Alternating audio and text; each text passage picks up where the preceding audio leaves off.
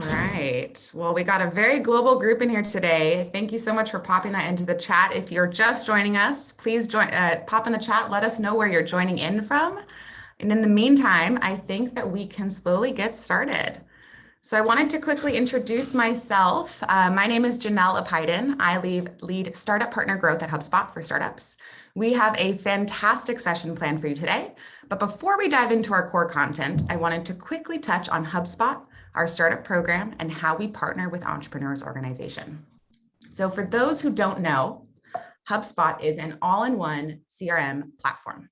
Rather than using a number of different tools that don't really speak to each other, HubSpot is a central source of data and insight that brings together marketing, sales, operations, and customer service all into one seamless platform. HubSpot brings everything scaling companies need to deliver a best-in-class customer experience into one place. Through the HubSpot for Startups program, we offer educational resources, tailored trainings, software discounts, and events much like this for our exclusive startup partner community. EO is a long-standing partner of ours, and we are thrilled to note that as part of your EO membership, you have access to all of these fantastic benefits that the program offers, including 30% off the HubSpot CRM suite. Just follow the QR code shared on the screen and apply to the completely free HubSpot for Startups program to start unlocking some of these fantastic benefits.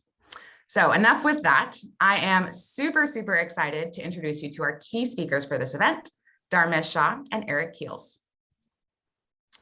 Darmesh Shah is the co-founder and CTO of HubSpot. He took HubSpot from zero to a publicly traded company with a market cap of more than 15 billion. He was named an Inc. Founders 40 in 2016, is an active member of the Boston area entrepreneurial community, an angel investor in over 90 startups, and a frequent speaker on startups, inbound marketing, and company culture. Eric Kelis is the co-founder and chief marketing officer of Square 2, which is actually HubSpot's inbound agency of the year in 2013 and 2015. He is a leading sales and marketing strategist focused on a unique revenue generation methodology. Eric has been said to be leading the revolution in how entrepreneurs change the way they think about growing their revenue. An entrepreneur himself, Eric has founded 8 companies since 1997. Safe to say, these are some pretty impressive guests that we have here today, and I'm super excited to jump into the theme of the conversation, which is from I don't know to IPO, lessons learned from startup to scale up. Eric, I'll pass the mic over to you to kick off the conversation. Thanks so much, Janelle. That's a great intro. We appreciate it. So welcome, everybody. I personally am incredibly excited because Darmesh is a hard fish to land in the boat.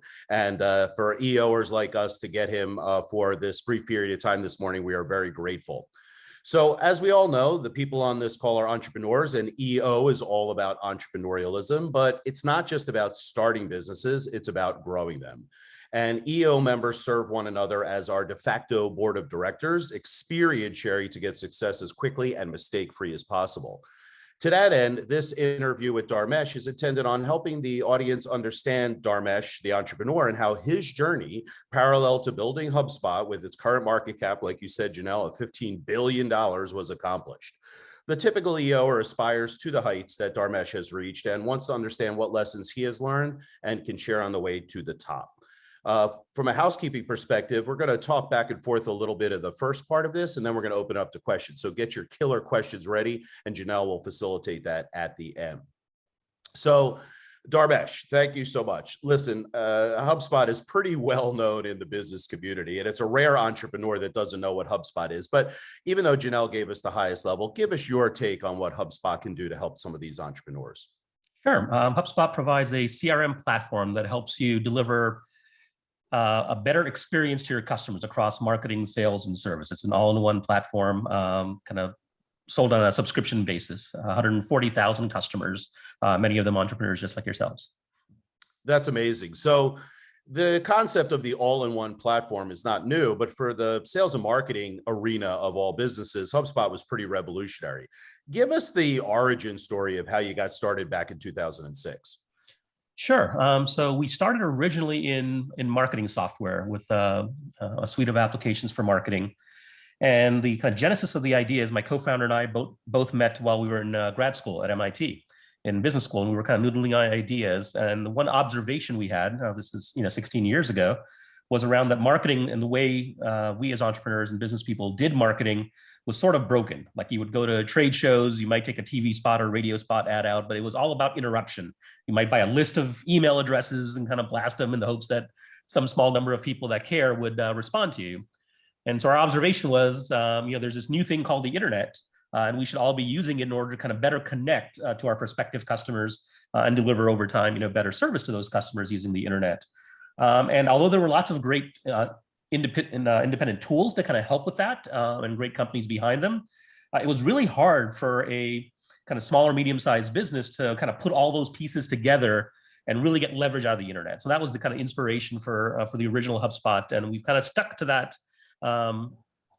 target market in terms of focusing on small and medium-sized businesses, despite the best efforts of our investors and our board and everyone along the way. Say, okay, well, I know you guys started an SMB, but what's the plan to get into the Fortune 1000? And we provide the same answer today that we did 16 years ago, which is we have no plans of going into the Fortune 1000. This is the market we picked. We think it's underserved. It's a lot of fun, as it turns out. And things have been turning out okay so far. So. It sure seems that way. So let's drill down a little deeper on the naysayer component. Okay. So all these people are like, yeah, Darmesh sounds good. And, maybe it'll work. But obviously you and your partner, Brian Halligan, face many naysayers who are kind of pushing back on your idea. Give us a little bit about that. What were they saying? How did you handle that? Because as entrepreneurs, we're getting a lot of people that think we're weird on a daily basis when we come up with ideas for new businesses. I'd love you to experience share on that issue.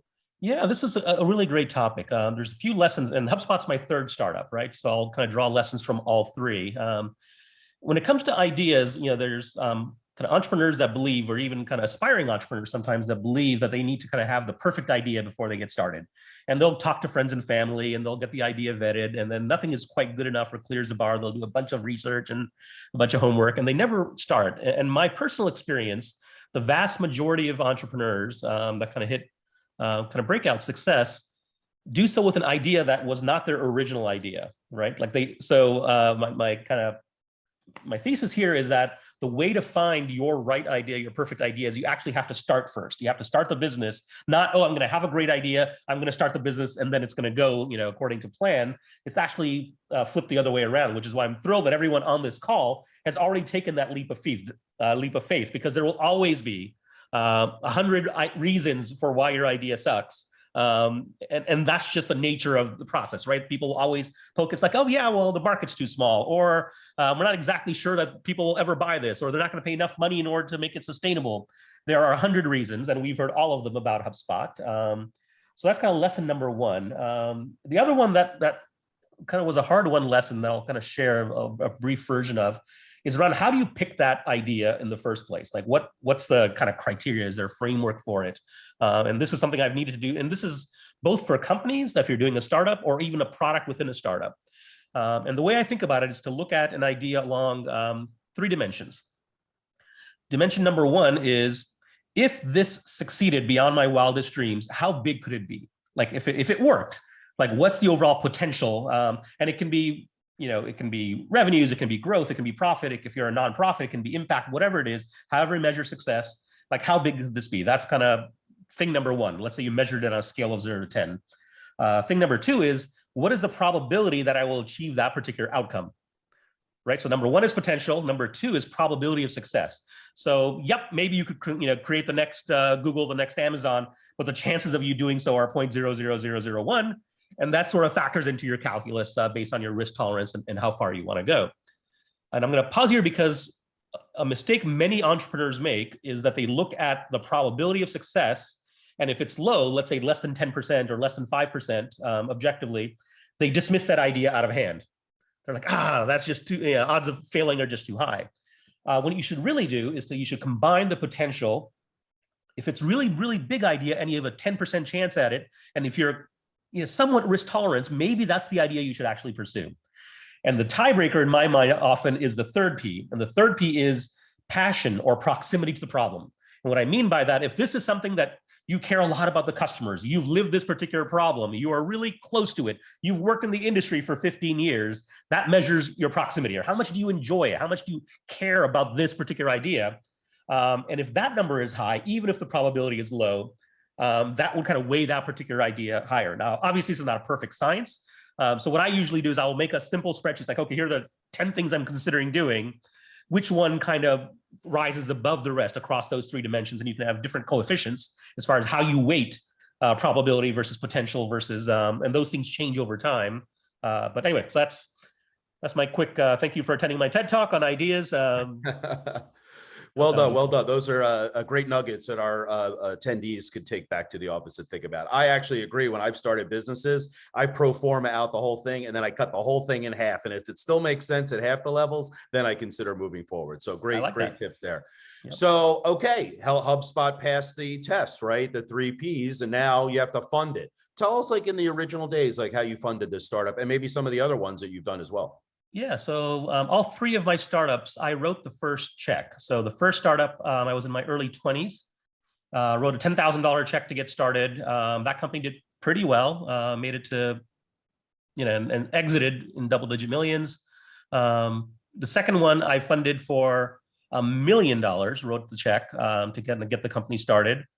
This is in the kind of height of the dot-com bubble, although it was not a pure internet company in the classic sense. And then HubSpot, I wrote a $500,000 check for. So all 3 of them, and if you have the money, and it depends obviously on the capital needs of the company, but being able to, as an entrepreneur, kind of do just that initial funding, even if you plan to go out and do angel funding or venture capital, just getting out of the gate with your own funds is, it saves you just a bunch of time and headache, because your probability of actually getting angel investment or venture capital goes up, both based on the fact that, with that initial money, you'll make some progress, right? You're not just like, oh, here's my PowerPoint deck and, fund me. You can say, okay, well, here's the idea. We've kind of noodled on a little bit and maybe get a beta version of the product out in the market. But then as importantly, it sends a positive signal of success, right? Like, of belief, right? You've got skin in the game. It's like, oh, if I, wrote my own $500,000 check to get HubSpot started, that's like, okay, well, like he's serious about this, and it kind of increases your chances of getting support from others when you've got skin in the game yourself. Yeah, I think that's actually really interesting, because skin in the game is a big thing that anybody who wants to join in on your adventure to start a company wants to see that you have skin in the game. Great point. So, all right, so you bank some money, HubSpot's on its way. Give the audience like 2 or 3 mistakes you made in the first 4 years, and also give us one of like the best decisions you made in the early years.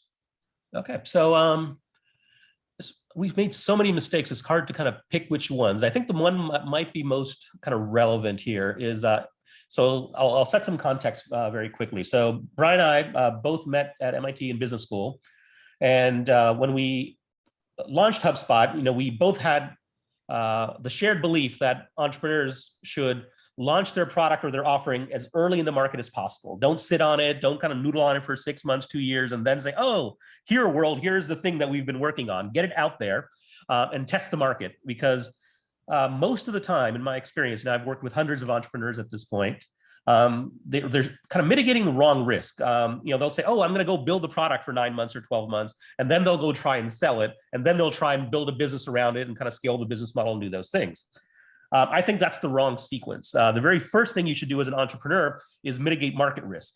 Let's stipulate that in the event that you happen to have stumbled into a good market, you will be able to build the product, right? Like, you're not putting someone on Mars. Most of us are not putting someone on Mars or inventing electric vehicles like Elon Musk is doing. They're more modest undertakings. So what you want to do is you want to mitigate the market risk, because there's a very high chance that you are able to build a product, and then when you get to market, you discover that there's not enough of a market, or the price point is not high enough, and it's not a sustainable business. So front load that, because the most valuable thing you have as an entrepreneur is your time.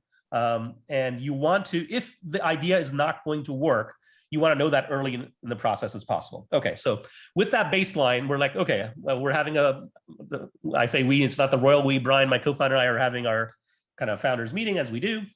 And we're like, okay, well, we both believe in launching the product. Let's launch the product. It's an alpha. Okay, fine. Let's launch the product. And there's one thing you have to have in order to launch a product. One is some semblance of a product, which we had. But then you have to have a price, right? It's like, okay, well, like, what are you going to charge for this thing? And we didn't know. And despite having had pricing classes at the graduate level, a year earlier, here's the extent of the conversation that Brian and I had around figuring out our strategic process for pricing. Brian, what do you think we should charge for HubSpot? Brian says, I don't know, Darmesh, what do you think we should charge for HubSpot? I say, well, I don't know, how about $250 a month? And he's like, done. And so that was the price of HubSpot.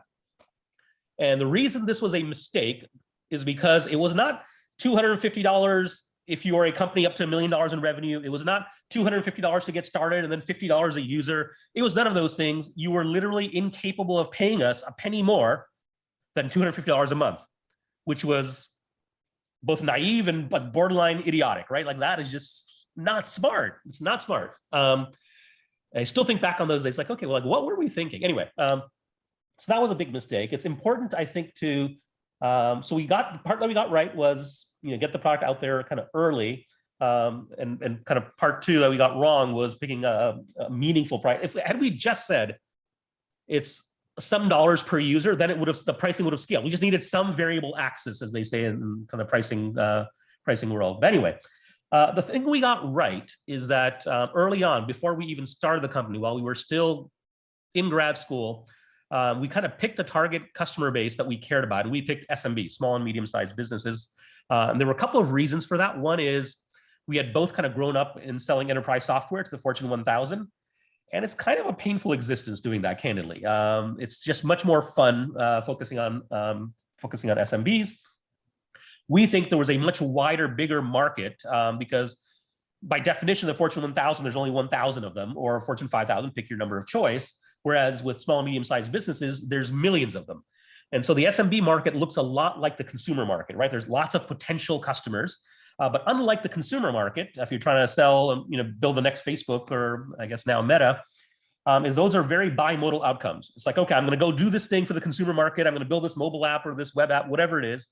And either it's going to be a massive success or it's going to be like zero in terms of what goes into the entrepreneurs and founders' pocket. And we didn't like that kind of bimodal outcome. And SMB had the benefit of having scale, so you could still have millions of potential customers, but you could still build products the old-fashioned way and charge money for them versus being advertising subsidized or completely monetized at all. It's like, oh, we're going to give it away for free, and someday, years from now, we'll figure out how this thing actually makes revenue or profit. So anyway, so we focused on SMB. The thing we got right is we kind of had the courage of our conviction. We're like, we want to kind of stick to SMB, despite the fact that every quarter our board would ask us, our investors would ask us, we're on the IPO roadshow. The public investors would ask us that kind of classic question of like, when are you moving into the enterprise? And I think one of the reasons for our modest success so far has been the fact that we kind of picked that market, attached ourselves to that set of customers, and over an extended period of time now, like 16 years, we're trying as best we can to solve the problems in terms of how they engage with their customers, how they grow. And we haven't veered from that early decision. So that's been helpful. I think we got that right. Yeah, that's actually refreshing because many entrepreneurs will start pivoting based upon some influences, and you stuck to your guns, which is great. Parallel to that journey, I do a fair share of professional speaking to entrepreneurs. And back in the day, I'd have to explain what HubSpot was. Then mid-journey, 3 people would raise their hand. Oh, I know what HubSpot is. And now when I mention HubSpot in a presentation, people don't only, the majority of people don't only say they have it, but they're a bit fanatical about it. So that journey of you sticking to your guns for that SMB market obviously is evidenced anecdotally. So nice job. All right, so let's talk about people, right? You can't do it all yourself. Brian is a multitasker, there's no doubt about it, but he can't do everything. Talk to us about your original staffing, right? So There must have been some full-time people, contractors, consultants. Like, give us a little flavor as you started to get some momentum. Yeah, so we had the benefit when we unofficially kind of started the company. I had not graduated yet from MIT, so I was still in classes, and we sort of, this was a neat little hack. Every school project, class project that we had, Brian and I would use HubSpot in its kind of nascent form as the kind of basis for that project. Oh, you have to write a paper about how to divide equity in an early stage startup, which is one of our kind of organizational behavior classes. And so we wrote a paper on, here's how you kind of, fairly try to figure out, or here are the factors that go into it. Anyways, every opportunity we had, we would kind of noodle on HubSpot. And I had promised myself and my wife that I was not going, well, I promised my wife I was not going to do any more startups, another story. But at a bare minimum, that I was going to enjoy school, right? I'm going to stay in class. I'm not going to go off and start HubSpot until after I've kind of completed my graduate degree. And so the official launch date of HubSpot is June 9th, 2006, which was the day of my graduation. Brian graduated a year ahead of me. So that early team were people that we knew, either they were classmates directly or had graduated a year earlier or had just started some mix of that. And so several of them were kind of students and working on a part-time basis. Like, okay, we're working on this thing. We think it's pretty cool. You want to come help us out? And so the one thing, and this we sort of accidentally fell into this insight, is that I think early in a startup's history, you're better off hiring generalists instead of specialists. And the reason I say that is if you try to hire a specialist, that specialization you're hiring for is based on the idea you currently have in the business you think you're building. And then 3 months in, 6 months in, 12 months in, you sort of realize that it's like, I know we were thinking about building a mobile app, but the thing we're actually doing is this over here, right? It can change. And so then that specialization that you generally pay a premium for is not as relevant anymore. So that's kind of thing number one. Thing number two, in early stage companies, there are always more things to do than there are people. You cannot say, oh, like I'm going to have someone that's the VP of accounting and a VP of strategic finance and something that's going to do email marketing and someone that's going to do the website, wherever. Like, yeah, you have one person, right? That's like you have like two founders, a house plant, and then the first person you hire, and then you kind of you grow from there. So if you hire, and this is what we kind of solved for, we wanted really, really smart people. That was relatively straightforward to do. We were at MIT, that helped, but then that had a predilection to action. And what I mean by that is that their natural state of being was to kind of figure out problems and do things. The issue is there are lots of smart people running around on MIT campus and elsewhere that are super smart, that live in their heads, but can kind of never get out of that cycle. And they're going to analyze something to death and they won't actually do the thing that needs to be done. But if you get super smart people that can't help, but kind of work hard and try to solve the problems and actually do things, that's usually a winning combination. So most of the early team fit that profile. And one thing we avoided, and I think entrepreneurs should avoid, is what we call the press release hire. And here's the litmus test. If you would issue a press release announcing a hire that says, oh, Acme Widgets, from Atlanta, Georgia, just hired this person with 17 years of background from Google and then 5 years at Microsoft before that. If you feel compelled that the person is so good that you would issue a press release, it's probably the wrong hire. And the reason is all that experience that they derived was likely super helpful for Google or Microsoft or wherever they work, which is great. And you will be able to draw maybe some value from that experience, but it's such a different world. It's like they're from a different planet and worked in a place that there was like zero gravity, right? Like it's like they had staff and resources and things that you just don't have to offer them. That's kind of thing number one. Thing number two is that it's just not, things are changing so fast. So whatever things that they figured out may or may not be relevant for your business at your stage, and you're paying a premium. So every one of those that's a press release hire, not only are they not likely to work out, then they're going to get frustrated because you can't give them the resources they're used to, having floating around them, including like an office. It just doesn't work out. So hire generalists that are kind of ready to roll up their sleeves and get the hard work done. And that kind of pulled us together kept us together for a long time. So that model works. I guess that's fair share of those folks still with you? They were for the first, I'll say, HubSpot's 16 years old now. They were for the first decade or so, up until the IPO. The one hard-won lesson is that companies go through phases, right? It's not necessarily based on financing rounds. It's often based on scale.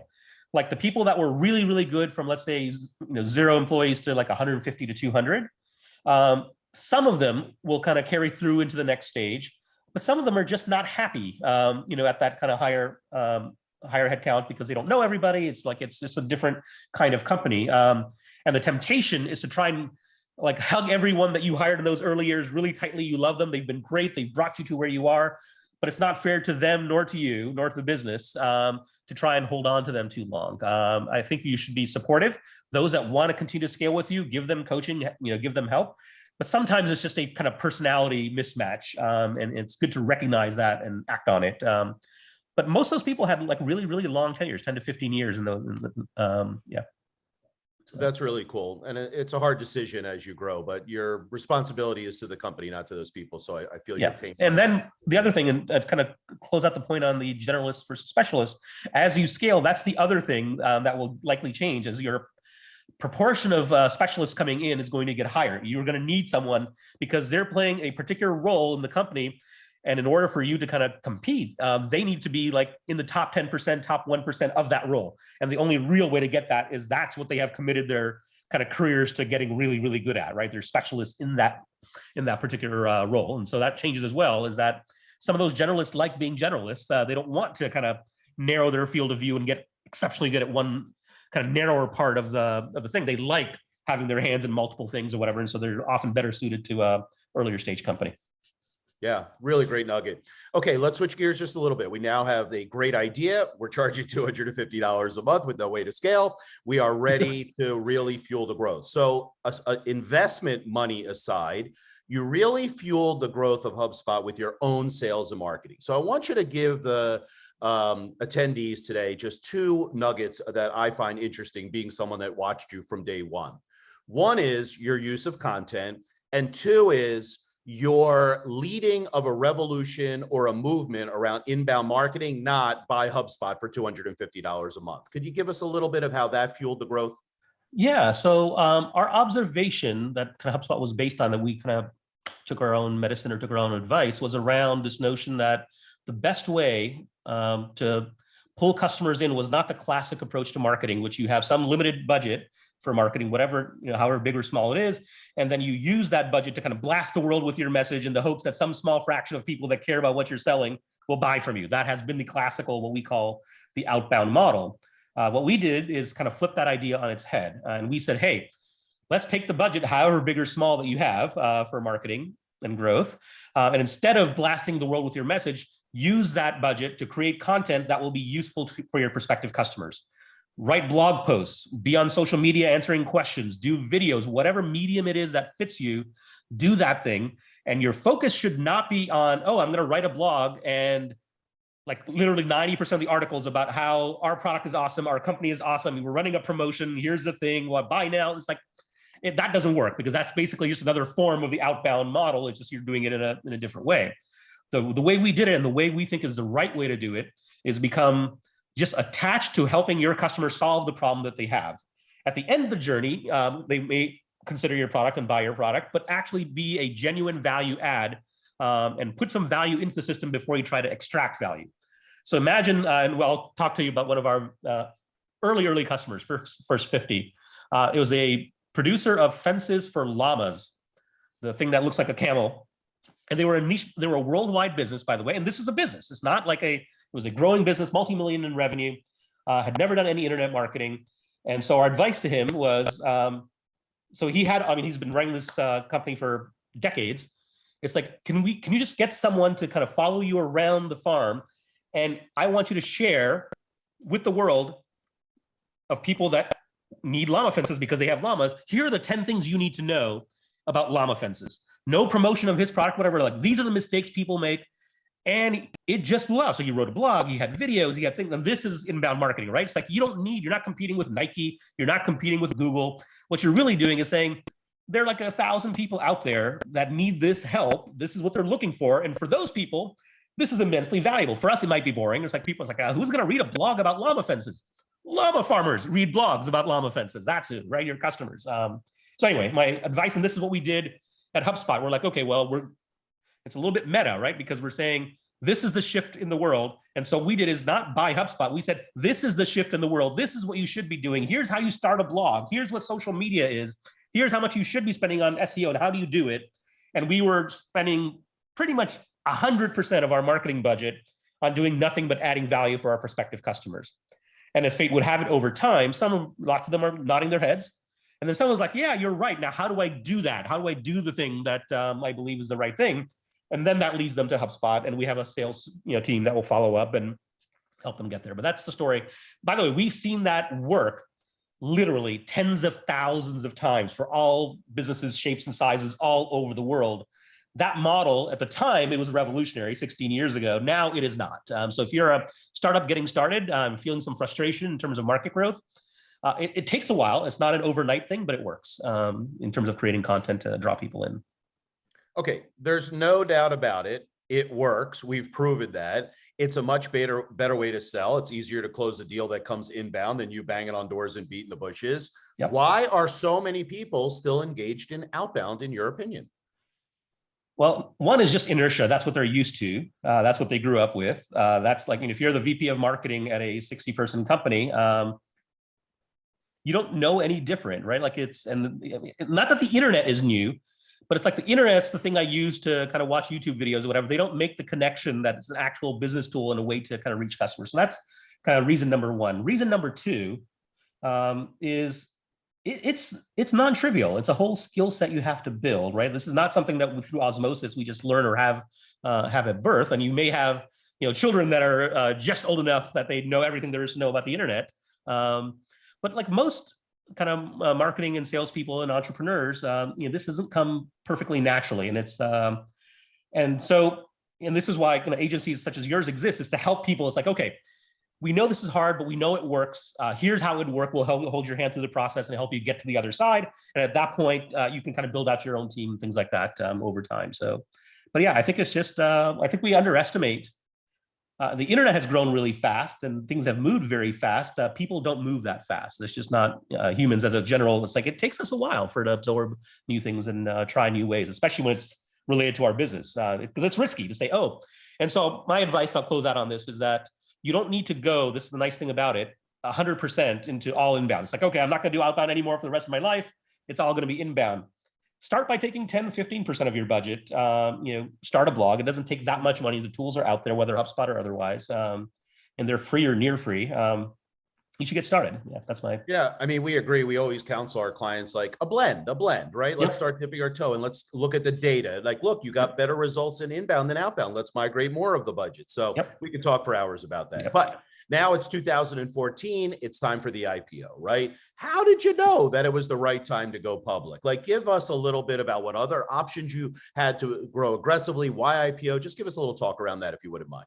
Yeah. So one option would have been to just continue as a private company. We could have continued to raise money to the degree we needed, but we had a nice kind of predictable growth curve since it was a subscription service, a revenue model. The revenues had been historically relatively predictable at HubSpot, and they've still been that way for 16 years.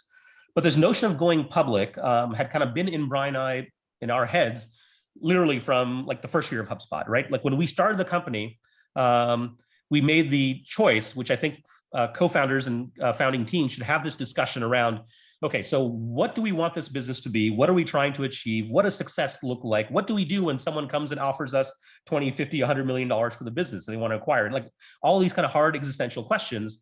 And the answer for Brian and I was, we wanted to build a lasting, sustainable, significant company that was real and added real value for customers. And going public was on our list of milestones that we hope to achieve someday. So this was not something that we had never thought of.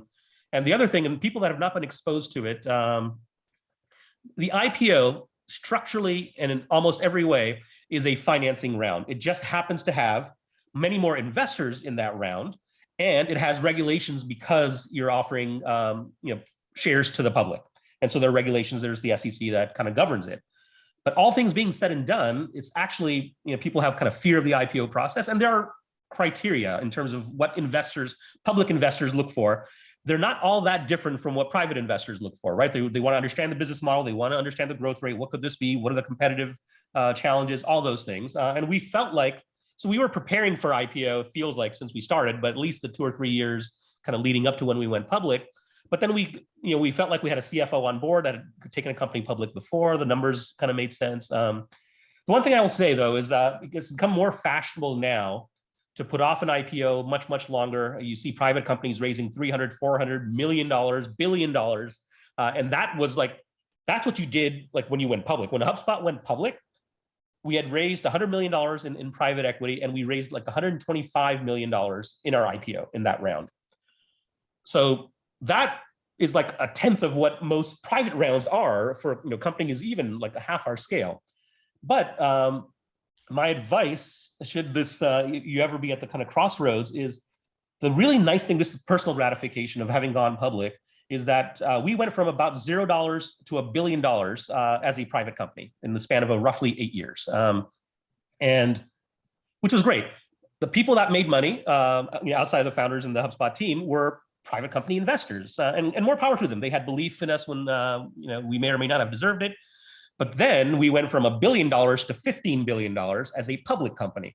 So 0 to billion, a small handful of people got to share in that success. $1 billion to $15 billion, anybody that wanted to buy a HubSpot share had the opportunity to do so. And there's lots of people, including our partners, that have kind of not just believed in our business in terms of supporting us, but also buying shares and participating in our growth.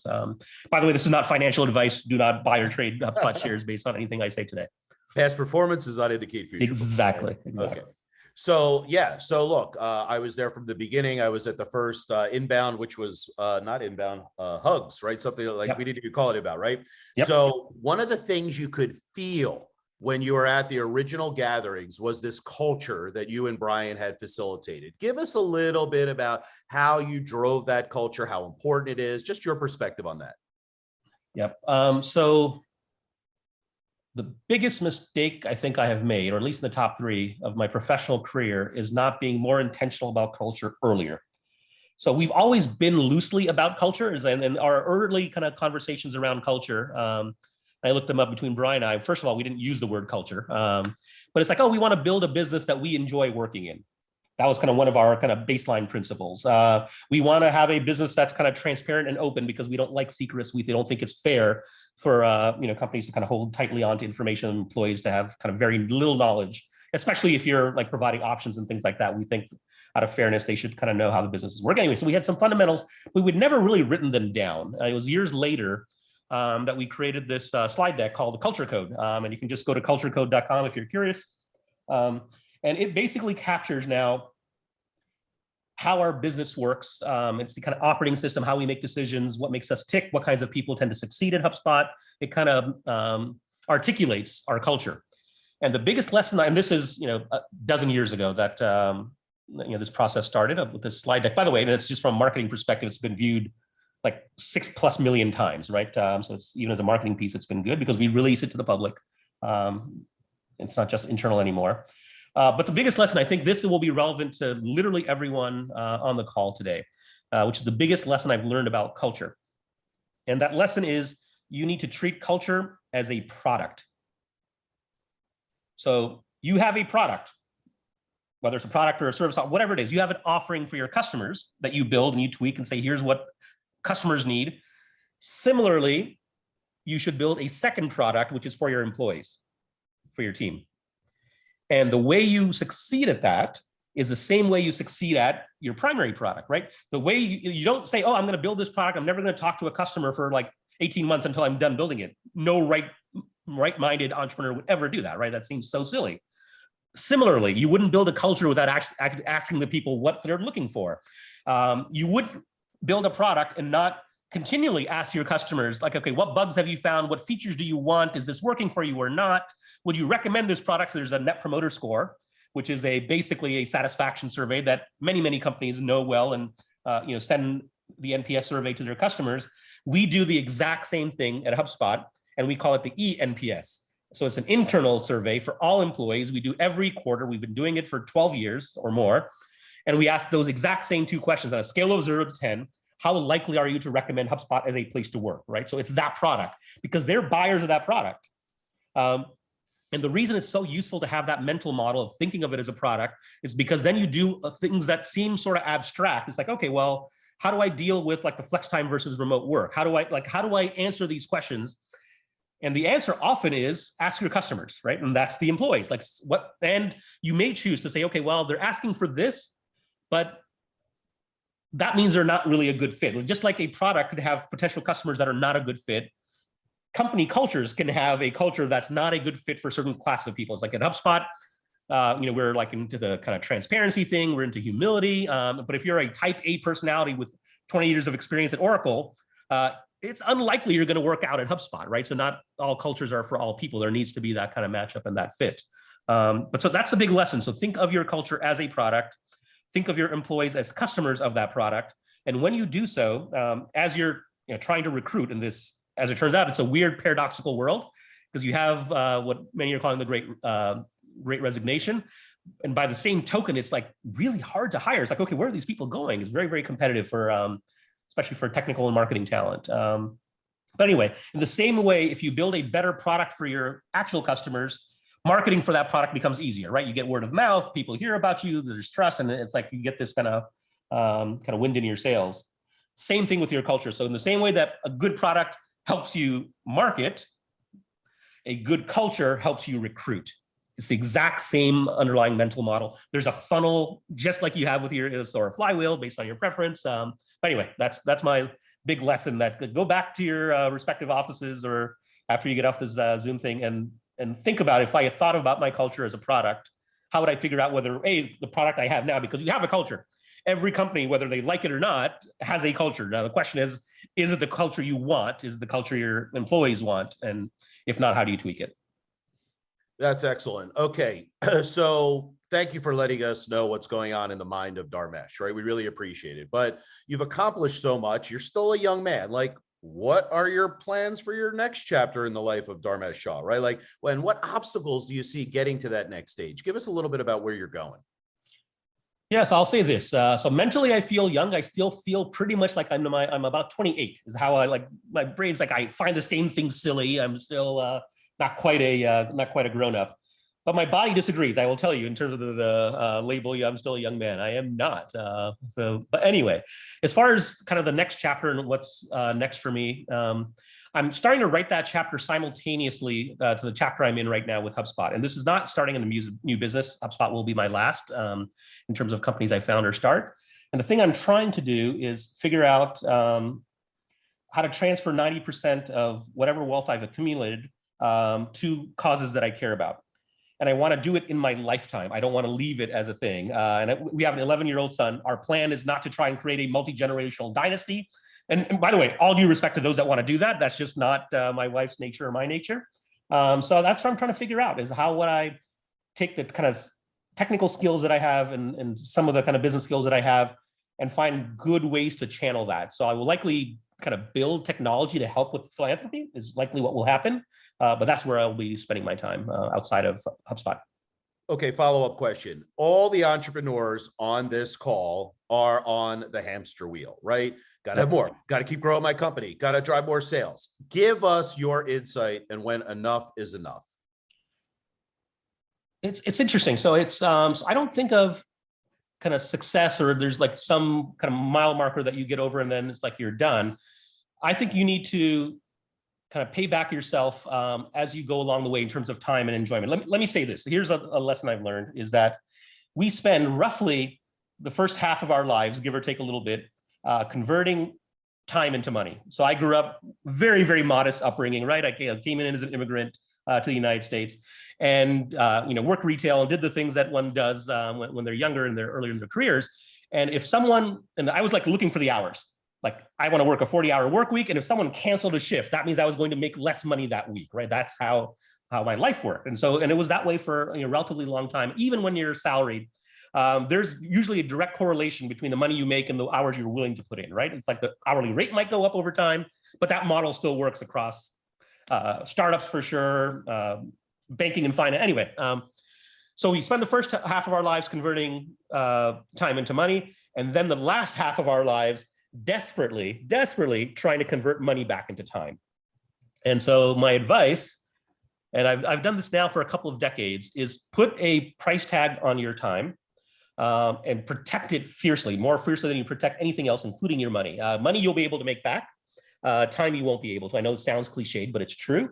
And one thing that happens when you kind of associate a price tag with your time is then you stop doing silly things that you don't enjoy simply because someone asked.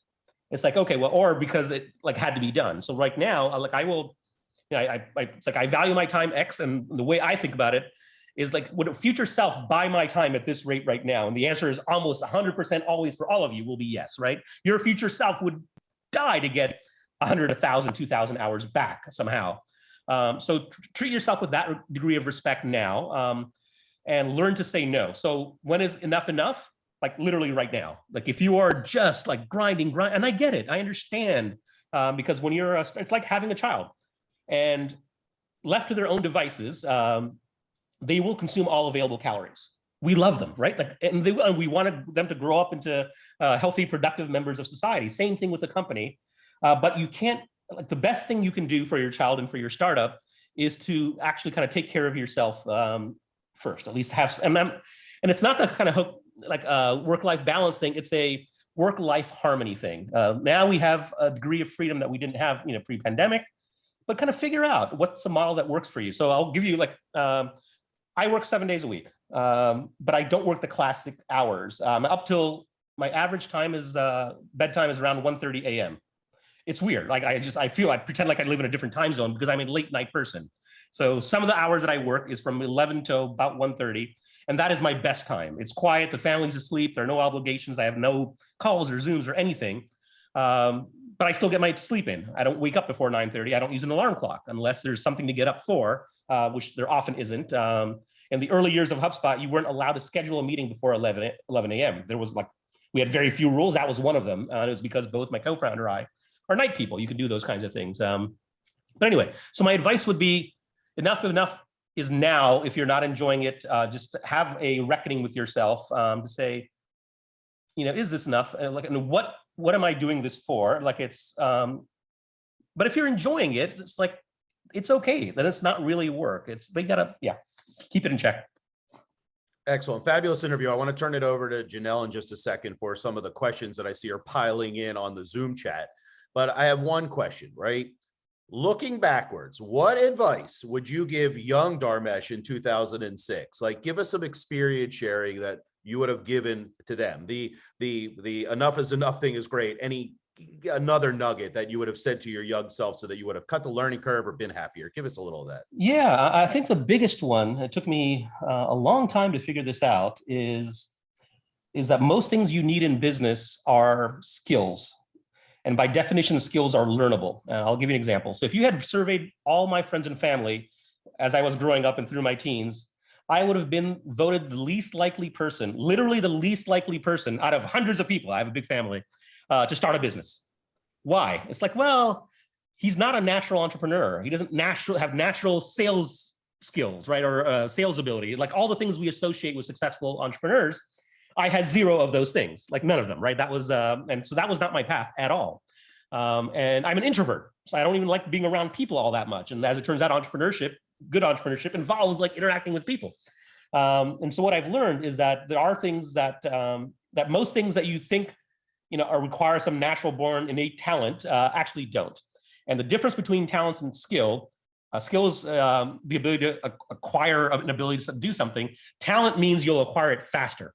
So if you have a talent for technology, you will absorb technology skills faster. If you have a talent for sales, you'll be able to get at sales and improve faster. But it does not limit the fact that someone that's not into sales or not into tech can't learn that thing. You just apply yourself and it's learnable, and don't let kind of constraints of your past kind of constrain your future. Most things, and I'm not talking about spending tens of years and thousands of lives trying to figure out this thing.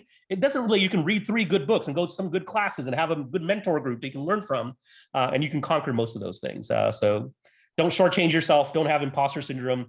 Just because you haven't done it before doesn't mean you won't be good at it. Appreciate all the insight.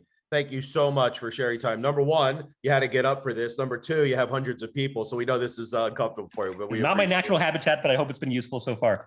Thank you. I know I speak for all EOers that we really appreciate all the nuggets you just laid on us, and it's our job now to go back, digest those, and put those into play. Janelle, it is all yours. Let's hear some of those great questions. Awesome. Thanks, Eric. And thank you, Darmesh. We have tons of questions. I'm going to try to compile them and consolidate as much as possible. So one thing we got a lot of questions about is this founder role. How would you define it? And can you share a little bit about the lonely factor of the role? Who do you turn to talk to when there's challenging times? Yeah, so advice number one, and it may be, since all of you have already started your company, you have your founding teams in place, is to actually have a co-founder. That's the ideal inner circle mentor group, is your co-founder or co-founders. Absent that, it's like you need to, this is why organizations like EO are so important, because so there was a conference here near the Boston area in Nantucket, years ago, and the session I led was literally titled Founder Therapy. And what it was a small group of entrepreneurs getting together, talking not about business, but about the trials and tribulations of actually being an entrepreneur. It wasn't about sales or growth or how do I manage this or raise capital. It was about like, this is really having a negative impact on my family because I don't know how to let go of this, because if I let go of it, the company will die. Like, what do I do? And this is the thing that the family's relying on in terms of finances and stuff. So my advice here is find a small group of people or a larger group of people to kind of commiserate with, because it is a very, very lonely path. And it is not to your benefit or to the company's benefit or to your family's benefit for you not to be able to talk about this stuff. So. That's great. And would you say there's an ideal number of founders or co-founders? Something more than one. Studies have shown that actually the kind of probability of success continues to go up until about 4, as far as what the data shows. But I think 2 or 3 seems like a reasonable number. It depends on who they are, right? This is the other challenge, is that you want enough coherence and agreement that everything's not just a knockdown, drag out fight because you're at polar opposites on most decisions. That's a very inefficient way to run a business. But you can't also be the identical people. Otherwise, why are there 4 of you? Or 3 of you, whatever the number is. Yeah. So I think 2 or 3 tends to work out pretty well. Awesome. Thank you for that. I think I'm gonna pivot a little bit here. I'm sure we're all very aware of the Great Resignation, something that many companies are currently struggling with. What is your approach at HubSpot for attracting and engaging great talent in 2022? So number 1 is having a well-defined culture, which we've invested in. And I'm not suggesting you write 128 slides on culture, which is what I did, spent hundreds and hundreds of hours, but at least write it down on a piece of paper or, like a 1-pager doc that says, here's what we're about. Here's what we want to build. Here are the people that we want to attract. That's thing number 1. Because otherwise, if you start to get people that don't match, there's a whole thing around kind of culture debt. But that's the number 1 thing. Number 2, this is back to the kind of culture as a product. And I will give you the answer because we know, so at our scale, we're 6,000 plus people now. So I'll tell you the survey we ran. We ran the survey last year in 2021 that said, okay, well, once offices start opening back up, we have choices. We can say, oh, we're just going to go back to the office like we were pre-pandemic. We'll do it slowly over time, but that's the goal. We're going to stay remote. 100% of people can work remote. And we had a middle option that says you can work in the office 2 to 3 days a week, which is kind of a hybrid model. And the decision we ended up making is not to go A, not to go C, but let every individual decide their own path. It's like a choose your own adventure. So you can say, oh, I just want to go back to the office. I like going to the office. I like being around people. Awesome. You do that. We'll keep our offices open worldwide. You can do that. Oh man, I really love working remote. It saved me commute time. I get to see my dog. There's lots of goodness that comes out of that. And then there's people in the middle. The reason we chose that, not every company is going to be able to do this, but if you tried to go all office, you are going to lose people, because the one thing we know now from that survey, from our is flexibility is literally the number 1 feature in demand for companies right now, for at least in knowledge workers in the space that we're mostly playing in. So that's, and how you provide that flexibility, it can vary. We did it by letting each individual choose, but if you try to force people back into 100% office environment, not to say that's the wrong decision, but you have to be ready for some attrition. There will be some people. If you also try to go the other way and say it's going to be 100% remote, based on the scale you are in, there will be people that do not want to join because they actually want some amount of an office environment, especially if you hire people earlier in their careers. This is the one thing we've learned, and now it kind of intuitively makes sense after people explained it to me. Is like, oh, well, if you're early in your career and you've never really had an office job before, like, you sort of look forward to that. That's how you make friends. That's how you interact with people. That's your new social fabric, right? You just came out of school. You just graduated, 6 months ago during a pandemic. You don't want to kind of be holed up in your 1-bedroom condo or something like that. Yeah. So, Definitely. So ask your people based on what scale you are, and try. People value flexibility disproportionately more, even than compensation. Definitely. I'm a benefactor of that, and I'm very grateful for the approach that HubSpot's taken. I think it does create a lot of flexibility. So I am too, by the way. I picked the remote option. That I am. It's great to have the option. So you talked a little bit about priorities. Can you describe your framework for a startup's resources, processes, and priorities?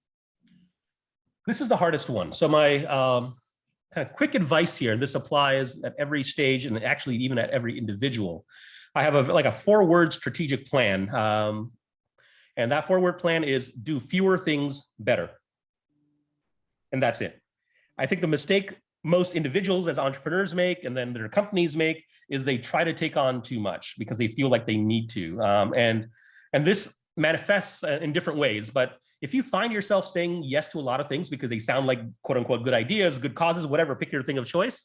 The one fact of life and the fact of the universe you have to kind of embrace is that you will not be able to bend the laws of time and space and create time. So every time you say yes to anything, literally anything, you are by definition saying no to something else.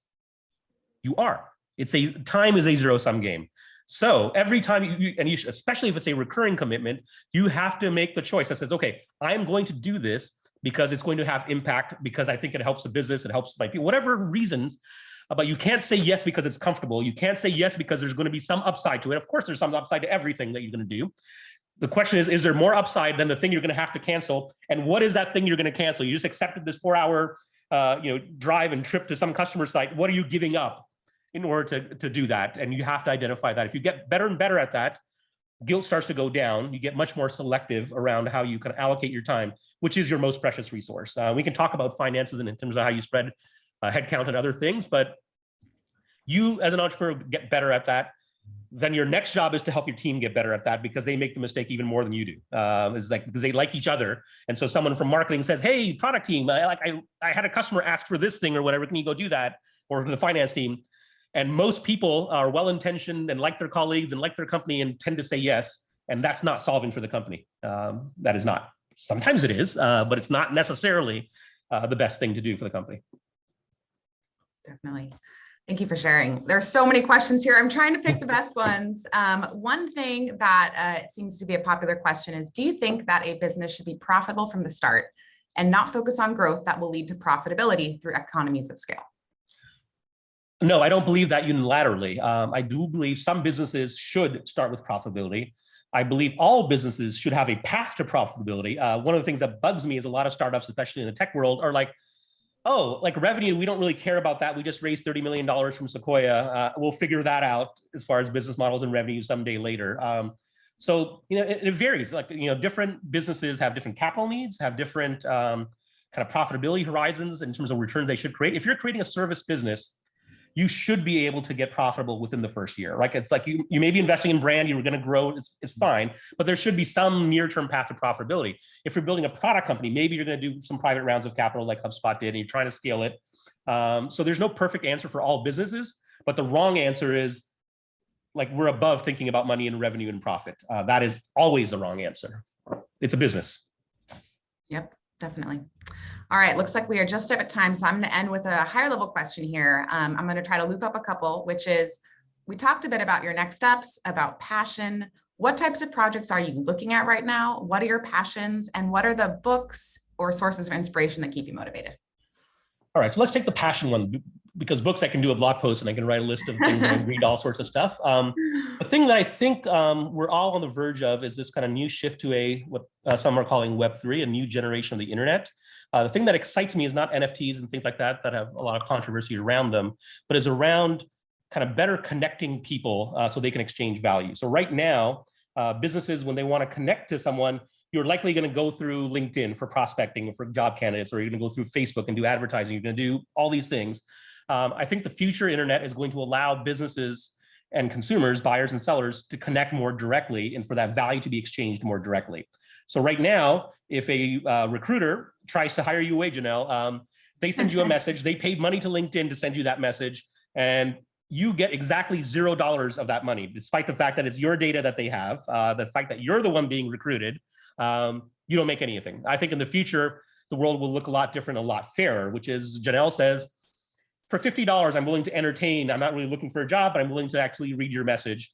And you should get more than 0% of that $50, right? Anyway, so I think the market will become more efficient over time, more fair over time, and data will be more in control of the consumer versus sitting in these big networks that you have no idea what information about you they have, as we've experienced over the last 5 years. I think that's going to irrevocably change. I think it's going to be for the better for both for businesses and for consumers themselves, for us as humans. Definitely. Awesome. All right. Any final thoughts then? Inspiration or books? before we log off here? I wish you all success. But my kind of closing comment here would be, this goes back to the find a group of people to talk to, even if you don't have a co-founder. You are not alone. Late at night, you're going to have this thing. It's like, I'm just not smart enough to do this. I don't know enough about that. And I'm literally the only one that's ever made that mistake. I promise you, you are not the only one. And if you talk to even 5 other people that are even remotely related to entrepreneurship, you will find that they have exactly the same issues. They have imposter syndrome, and their senior exec just quit last week for reasons that you don't understand. All those things happen to all of us. It's just a matter of time. So you are not alone. And best wishes. Thank you so much, Darmesh. Thank you so much, Eric. What a fantastic conversation. And thank you to the EO community for joining us today. I hope everyone has a great rest of their day. All right. Thanks for having me. Thank you, guys. Bye. Thank you.